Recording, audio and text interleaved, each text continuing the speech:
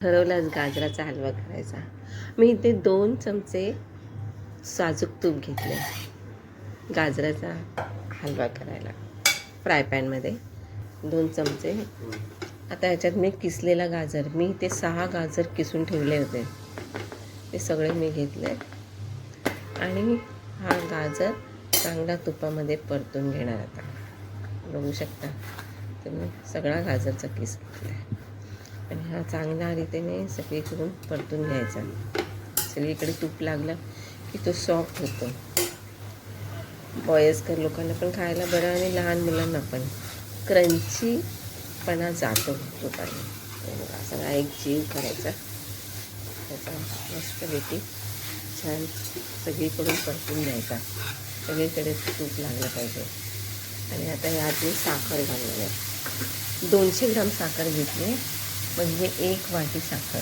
त्याच्यातली मी थोडी करून साखर घालणार आहे, कारण आम्हाला जास्त गोड आवडत नाही. थोडी जसं पाहिजे तेवढंच गोड घेणार आहे. आणि ती साखर पण चांगलं परतून घेणार गाजरामध्ये, एक जीव करून सगळीकडे. मला वाटतं साखर थोडी कमी झाली म्हणून मी 1 चमचा परत त्याच्यामध्ये साखर टाकणार आहे आणि ती चांगली परतून घेणार आहे. बरेच दिवस मी गाजरचा हलवा करायचं ठरवलं, आज मी झाला.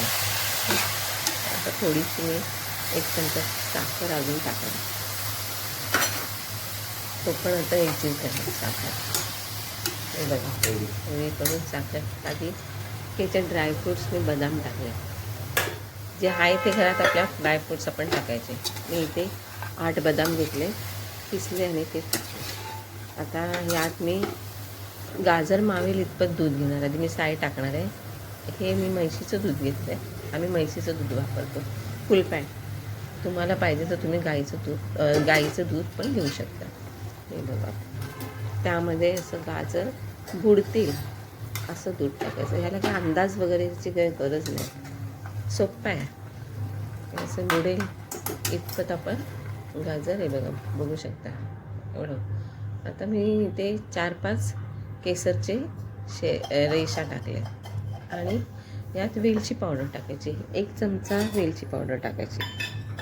तुम्हाला पाहिजे तर जास्त पण वेलची टाकू शकता, पण जास्त वेलची टाकल्याने गाजराचा हलवा हा कडू होऊ शकतो.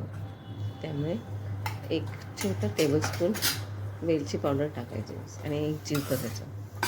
आता यावर झाकण ठेवणार मी, कुकर बंद करणार, झाकण ठेवणार आणि 3 शिट्या देणार गाजराचा हलव्याला. 3 मोठ्या आचेवर द्यायचं, 3 शिट्या देणार.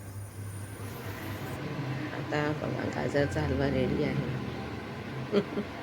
किती छान, इतका सुगंध पसरला, इतका मस्त फ्लेवर येतोय ना. वाव, माझ्या तोंडाला तर पाणी सुटलं. कधी खाते असं झालं आहे. तर असा हा सोपा गाजराचा हलवा. तुम्हाला आवडल्यास माझ्या चॅनलला सबस्क्राईब करा, तुम्ही शेअर करा आणि लाईक पण करा.